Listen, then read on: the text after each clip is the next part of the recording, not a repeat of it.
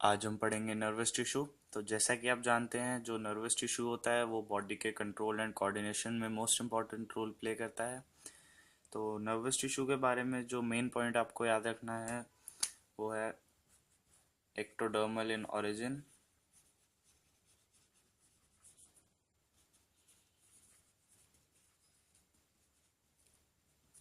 ये आपका most important point है, इसको आपको याद रखना है।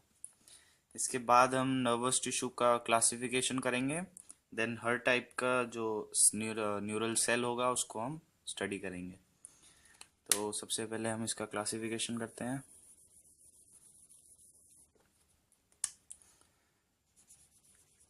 नर्वस टिश्यू,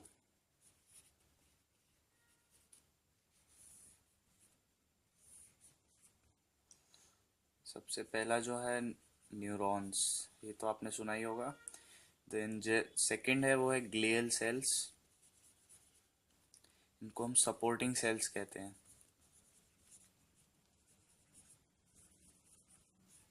तो बेसिकली जो न्यूरॉन्स होते हैं वो जो कंट्रोल एंड कोऑर्डिनेशन का वर्क होता है वो न्यूरॉन्स करते हैं, बट जो ग्लियल सेल्स होते हैं वो न्यूरॉन्स को, नर्वस टिश्यू को सपोर्ट करने का काम करते हैं।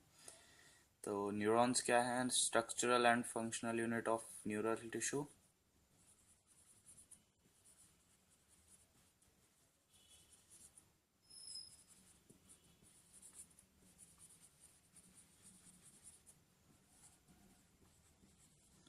एंड जो मेन पॉइंट है इनके बारे में, दे नेवर डिवाइड।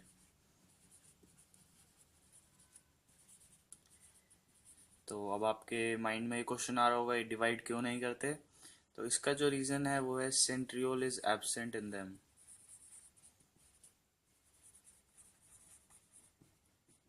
ये पॉइंट भी आपको याद रखना है। देन जो ग्लियल सेल्स होते हैं वो डिफरेंट टाइप्स के होते हैं। तो सबसे पहले इन पीएनएस एंड इन सीएनएस। पीएनएस मीन्स आपका peripheral nervous system and CNS है सेंट्रल नर्वस सिस्टम। तो पीएनएस में आपने जो न्यूरॉन का स्ट्रक्चर है उसमें एक सेल पड़ा होगा, श्वान सेल्स। तो वो बेसिकली ग्लियल सेल्स का पार्ट है। ये आपका involve in secretion of myelin shield.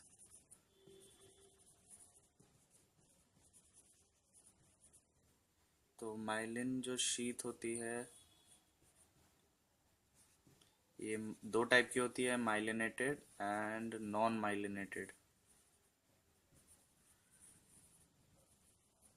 तो जो माइलिन का सिक्रीशन का काम है वो श्वान सेल्स करते हैं। इसके बाद हम सीएनएस के सेल्स का स्ट्रक्चर नेम्स देखते हैं।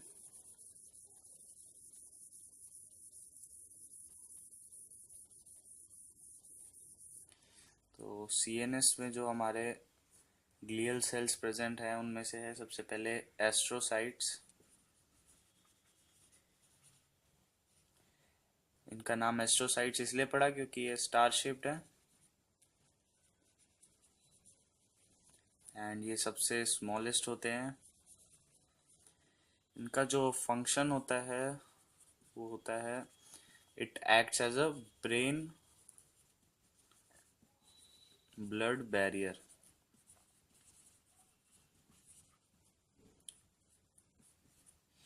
देन जो सेकंड है हमारा ओलिगोडेंड्रोसाइट्स।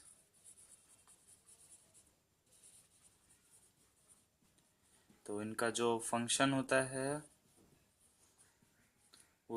Produces gangliosides. थर्ड है हमारा माइक्रोग्लिया। ये होते हैं मॉडिफाइड मोनोसाइट्स। मोनोसाइट्स आपने डब्ल्यूबीसी में पढ़े थे। देन जो नेक्स्ट है आपका इपेंडाइमल एपिथेलियम। इपेंडाइमल सेल्स भी कहते हैं हम इनको। ये आपका जो वेंट्रिकल्स होते हैं, मींस ये आपका हर्ट वाला वेंट्रिकल नहीं है, ब्रेन वाला। उनकी जो कैविटी है उसकी कवरिंग। वो इपेंडाइमल सेल्स या इपेंडाइमल एपिथेलियम की बनी होती है। तो ये आपका नर्वस टिश्यू का क्लासिफिकेशन कंप्लीट हो गया। अब हम न्यूरॉन का स्ट्रक्चर देखते हैं।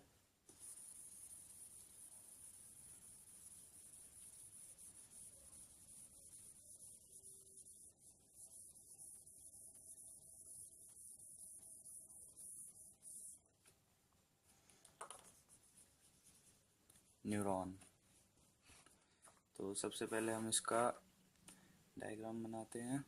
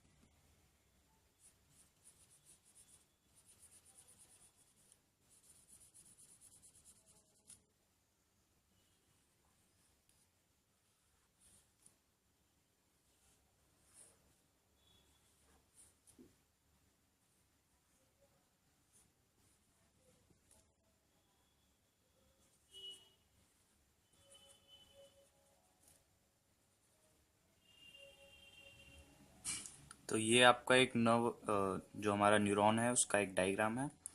अब इसकी हम लेबलिंग देखते हैं। तो सबसे पहले जो हमारा है, यहाँ से स्टार्ट करते हैं। ये आपके डेंड्राइट्स हैं। देन जो हमारा नेक्स्ट है, ये आपका न्यूक्लियस है। एंड ये आपके निसल्स ग्रैन्यूल्स।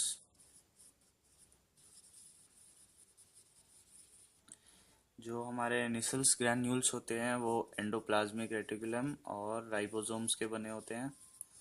इनका जो मेन फंक्शन होता है ये होता है फॉर्मेशन ऑफ न्यूरोट्रांसमीटर। न्यूरोट्रांसमीटर क्या होता है? बेसिकली जो न्यूरोट्रांसमीटर होता है वो एक न्यूरॉन से दूसरे न्यूरॉन में जो इम्पल्स कैरी करने का काम करता है वो न्यूरोट्रांसमीटर करता है। तो ये बेसिकली दो टाइप का है, एड्रिनलिन एंड एसिटाइल कोलाइन। ये आपका एड्रिनर्जिक है एंड ये कोलिनर्जिक। ये आपको याद रखना है। देन जो हमारा नेक्स्ट है, ये आपका साइटोप्लाज्म है। इसको हम बोलते हैं टीलोडेंड्रिया।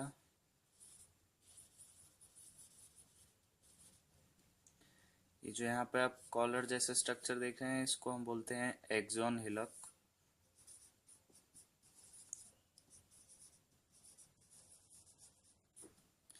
देन जो नेक्स्ट है हमारा, ये आप हमने जो पहले देखा था माइलिन शीथ।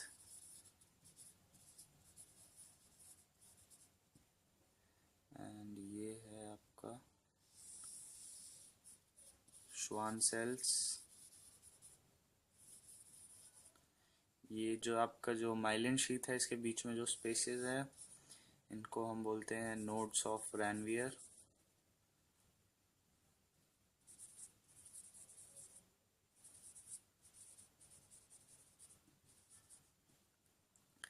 ये आपके सिनेप्टिक नॉब्स और इनको हम ब्यूटेंस भी कहते हैं। ये आपका, इसको हम बोलते हैं टर्मिनल कार्बोराइजेशन।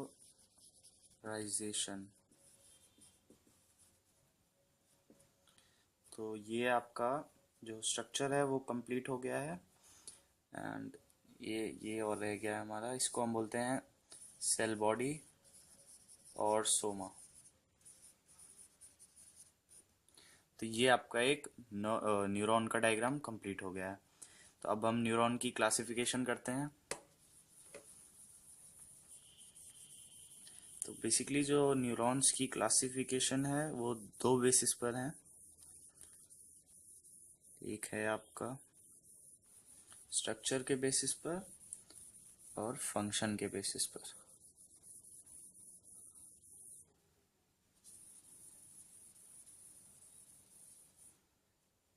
तो सबसे पहले हम करते हैं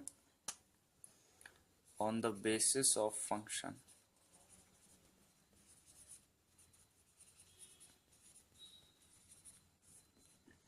तो हम एक फ्लो चार्ट देखते हैं पहले।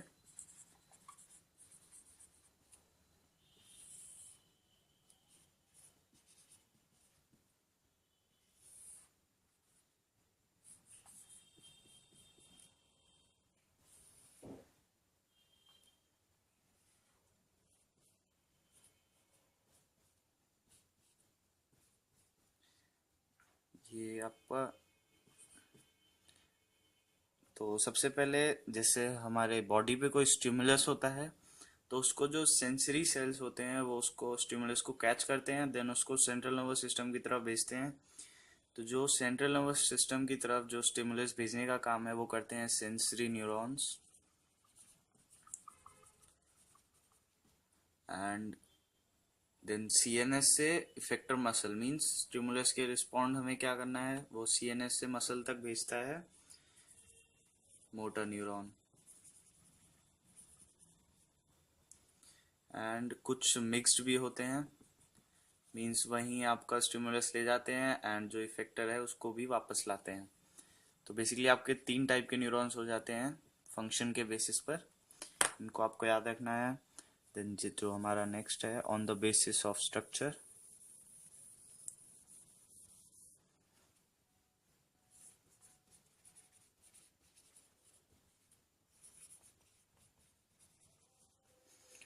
On the basis of structure में जो हमारा पहला है वो है एपोलर न्यूरॉन। इसका स्ट्रक्चर कुछ ऐसा होता है। तो इस स्ट्रक्चर से ही आप क्लियरली देख सकते हैं कोई इसमें ना तो डेंड्राइट है और ना ही कोई एक्सॉन है, इसलिए इसको हम बोलते हैं एपोलर। ये आपका कहाँ प्रेजेंट होता है, हाइड्रा में प्रेजेंट होता है एक तो, और एम्ब्रियो। देन जो नेक्स्ट है हमारा unipolar, single axon and no dendrite, इसको हम बोलते हैं यूनिपोलर। ये आपका प्रेजेंट होता है एम्ब्रियो में और पेरिफेरल नर्वस सिस्टम में। देन थर्ड है हमारा bipolar.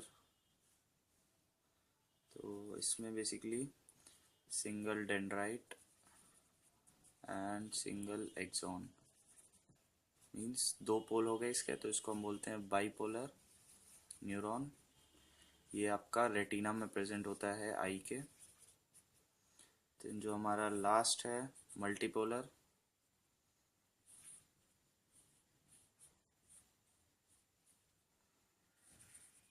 Several dendrite and single axon,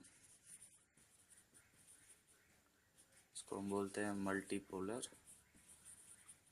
ये आपका सीएनएस में प्रेजेंट होता है।